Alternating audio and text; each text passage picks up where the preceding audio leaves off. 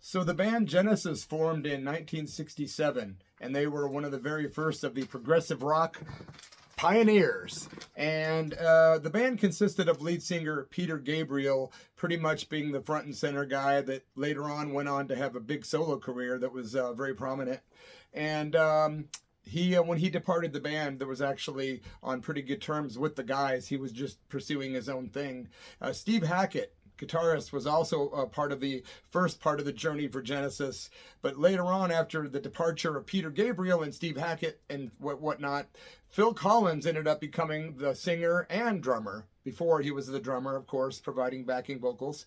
But now he had taken over duties as frontman. And of course, the successful album ABACAB came out in 1981. It was getting airplay on MTV. It was some good stuff. I loved ABACAB. Great record, man.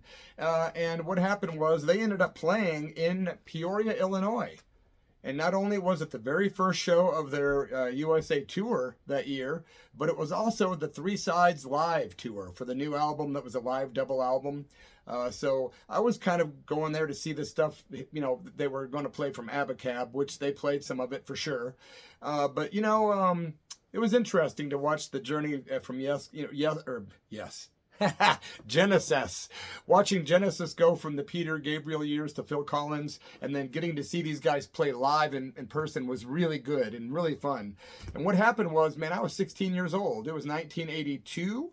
It was not only the first show of their tour, but it was also one of the very first rock concerts ever at the Peoria Civic Center in Peoria, Illinois. Sure, Kenny Rogers performed in the arena first, and there was some other kind of performance, but it wasn't rock and roll. You know what I'm saying? So Genesis bringing their particular prog rock over from England was really cool, and that was really the first rock show of the Peoria Civic Center in 1982 in the arena.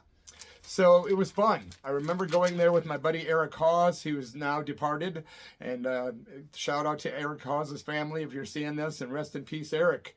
But Eric Hause and another buddy of mine, we got tickets.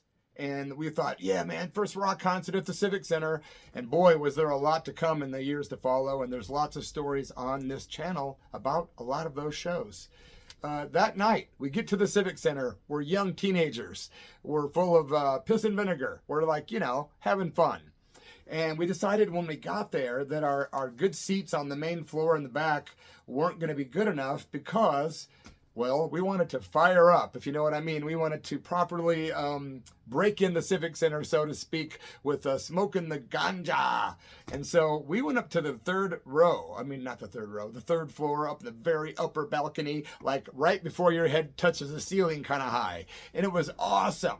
That's where we watched Genesis perform the Three Sides Live tour. And yep, I hate to say it, but yeah, no, I don't hate to say it.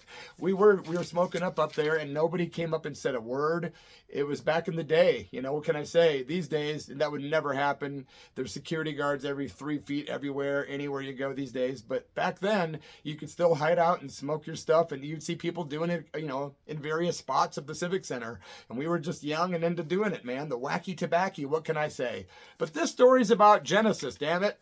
And that night, Phil Collins was there doing drums and lead vocals. Of course, Tony Banks on the keyboards, Mike Rutherford doing guitar and bass duties and backing vocals, Daryl Stwimmer on the guitar and bass, or Swimmer. I cannot pronounce this guy's last name.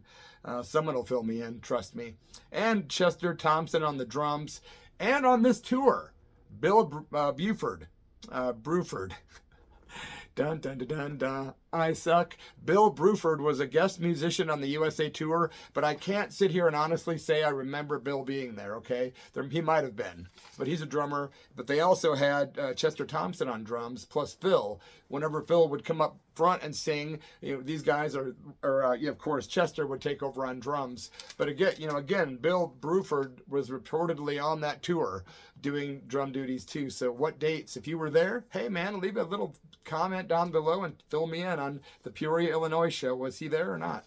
It was a great show. We really dug it. I remember my friends were doing a lot of talking during the show, but I was seriously and sincerely into hearing the music, and I actually obtained the set list that they did that night, the actual set list from the entire show.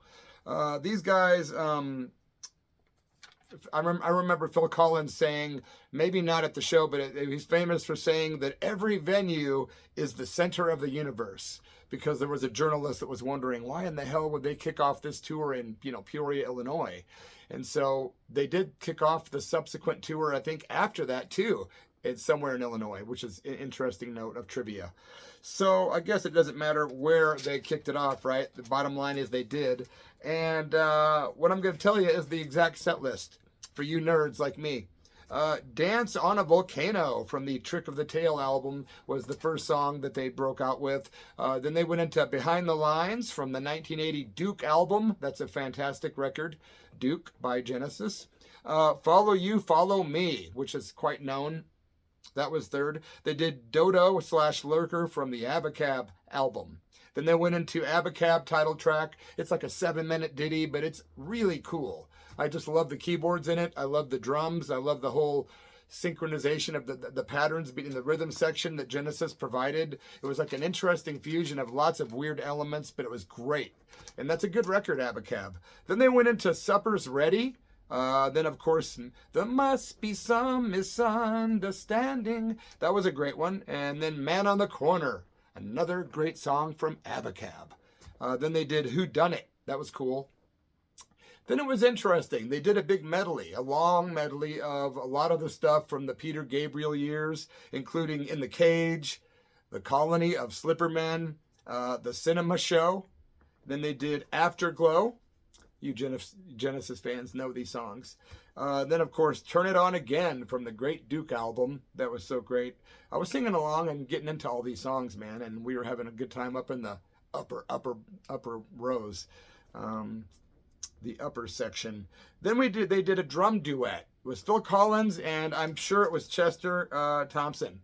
But it might have been Bill Bruford in on that too. Again, leave a comment below if you know. And then they did Los Endos from the Trick of the Tail album, which was the first album that came out after Peter Gabriel had left the band. And I believe Phil Collins joined the band in around, or not joined, but took over his lead singing duties in around 76, something like that. Yeah, man, appreciate you guys checking out my stories, and really love the fact that you guys stuck around, because they did an encore that night. And the encore that they did consisted of The Lamb Dies Down on Broadway. That's another song that a lot of people know by Genesis. So cool, from the Peter Gabriel years. And then they also ended with Watcher of the Skies, another Peter Gabriel song. Please subscribe to my channel if you like the channel. And if you dug this video, please give it a like or a thumbs up. See you on Friday night at 7 o'clock Pacific time. Gonna go live, have some fun, talk about some punk rock, some rock and roll, some metal, and whatever you guys want to ask, and back and forth. And I like to know where everyone's from, stuff like that. I appreciate you guys watching. Thanks a lot, and keep it real. Cheers.